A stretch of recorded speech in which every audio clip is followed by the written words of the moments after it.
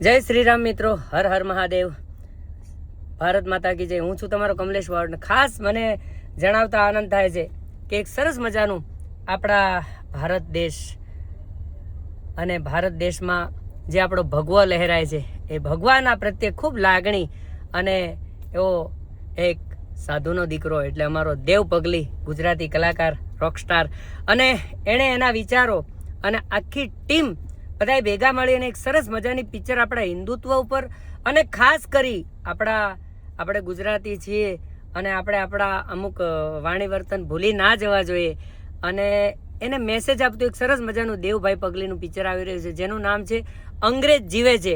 તો આ પિક્ચર જોવા માટે અંગ્રેજ જીવે છે, આ પિક્ચરનું ટાઇટલ આવું કેમ રાખ્યું છે, આ જોવા માટે આપણે બધાને એકવાર ગુજરાતના તમામ સિનેમા ઘરમાં જવું પડશે.